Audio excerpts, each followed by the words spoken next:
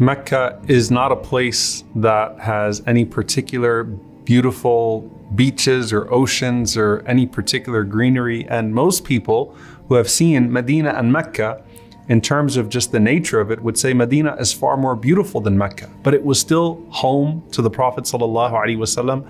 It's all that he knew. And the Prophet ﷺ now knows how special and blessed this place is. And so there's this heartbreaking moment where you see that the Prophet ﷺ literally rises from a cave as he is in the beginning of his hijrah. And he looks back at Mecca and he talks to it for the last time before being run out of it. And he says to Mecca these famous words, "Ma atyabaki min baladin wa ahabbaki ilayya." How beautiful, how pure and blessed of a place are you, and beloved to me. And in one narration, the Prophet ﷺ says, beloved to Allah. وَلَوْلَا أَنَّ قَوْمِي أَخْرَجُونِي مِنْكِ مَا سَكَنْتُ غَيْرَكِ. And had your people not run me out, I would have never lived in another place. And so the Prophet ﷺ is basically saying to Mecca, I would never leave you had your people not driven me out. And there was something about even the way the Quran was revealed to console the Prophet ﷺ and console the Muslims when they first migrated to Medina. The verses in Surah Al-Baqarah, إِذْ يَرْفَعُ إِبْرَاهِيمُ الْقَوَاعِدَ مِنَ الْبَيْتِ وَإِسْمَاعِيلُ. When Ibrahim ﷺ and Ismail ﷺ are raising their hands after the construction of the Kaaba, and they're asking Allah for acceptance, and they're asking Allah that Allah honor the house with the believers who come from all over the world. So you have all of these verses about Ibrahim ﷺ making dua in Mecca that were revealed to the Muslims when they first migrated to Medina as a form of comfort to them, and also letting them know that one day the promise of the father Ibrahim ﷺ will indeed come true. Then there's this narration from Aisha radiallahu anha, where it's like you have to balance the love that the Sahaba had for Mecca, and then obviously what would come of Medina later on, and realize we're experiencing Medina in a very specific way these days. This is a narration from Aisha radiallahu anha. She says that I went to visit my father Abu Bakr radiallahu ta'ala anhu and Bilal radiallahu ta'ala anhu after the migration to Medina. Why? Because they had fallen extremely ill. And Aisha radiallahu anha says that Medina was known as a place where people get sick. It was something in the water, whatever it was. When people would get to Medina, they would always get sick. And so the Sahaba almost all got sick, and her father Abu Bakr radiallahu anhu was sick, and Bilal radiallahu ta'ala anhu is sick. And she describes the scene that they're both laid out, stretched on their backs, and they're sweating from the fevers that they have. So she says, I spoke to my father and I said, Ya abati kayfa tajiduk, oh my father, how are you? Wa ya Bilal kayfa tajiduk, and oh Bilal, how are you? So as for Abu Bakr radiallahu ta'ala anhu, he responded in the following way. He said, Kullu mri'in musabbahun fi ahlihi wal mawtu adna min shiraki na'lihi.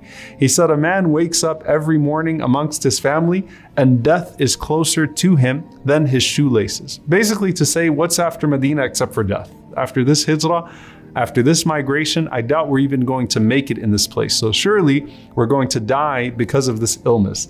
As for Bilal radiallahu ta'ala anhu, his poem is a lot more complicated and complex. And he reminisces, even though he was a slave in Mecca for so long and did not enjoy Mecca the way that others would enjoy Mecca, still a deep attachment to Mecca.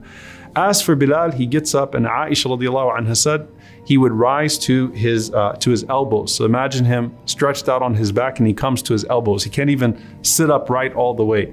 And he said, "Ala layta shi'ri, hal abitanna laylatan biwadin wa hawli idkhirun wa jalilu, wa hal aridan yawman miyaha majannatin, wa hal yabduwan li shamatun wa tafilu." It's a beautiful poem. And if you don't know Mecca, and surely we don't know Mecca the way that he's speaking about it, then it doesn't make much sense until you start to break it down. But he says, how would it be, oh, will I ever get a chance to spend a night again in the valley? And what's the valley? It's Mecca, with ithkhir and jalil. And these were particular types of vegetation or grass that would grow in Mecca around him.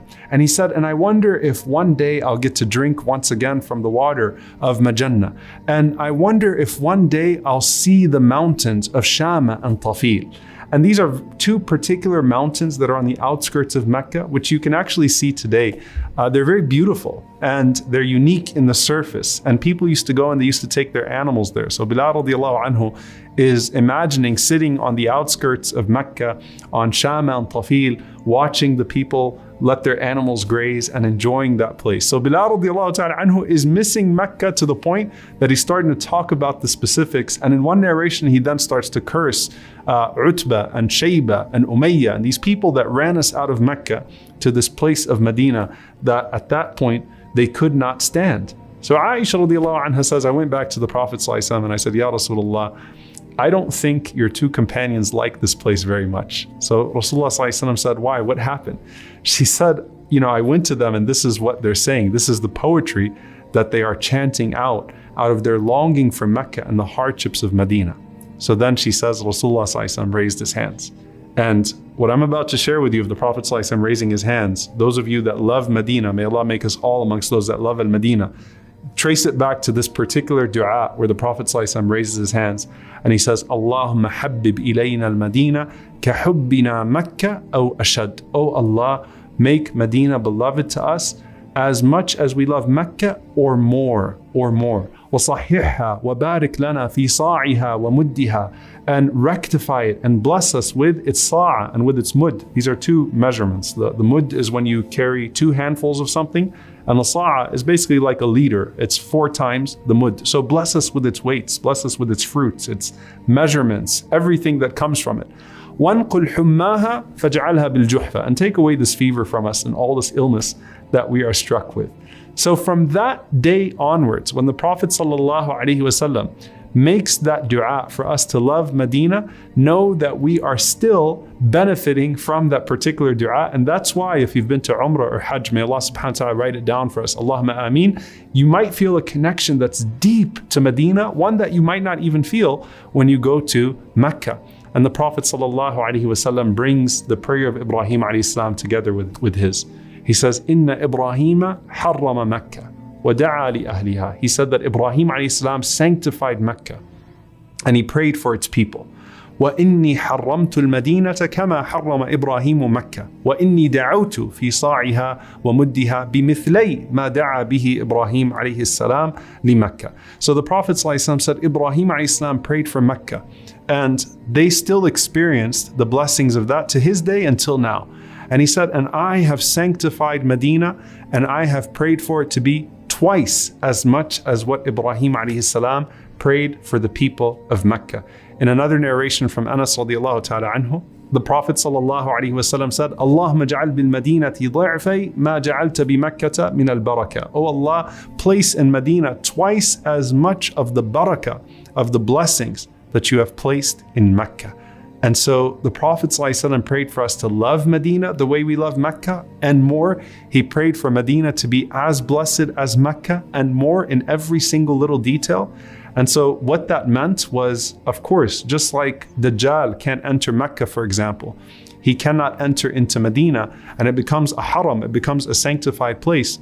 But on top of that, when you go to Medina and you realize that you are in the presence of all of these places that were in the presence of the Prophet ﷺ.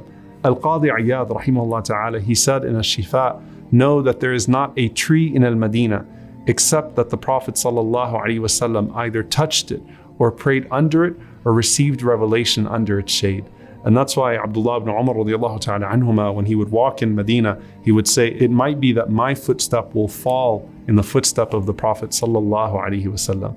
And so we love Al-Madinah from the dua of the Prophet ﷺ, and we love Mecca from the dua of Ibrahim alayhi salam, and of course both of those places along with Jerusalem, because Allah subhanahu wa ta'ala has sanctified those places and made them beloved to the hearts of the believers for all time. The Prophetic Path, all rights reserved. Copyright note. This video features unique editing, subtitles, and creative production by The Prophetic Path.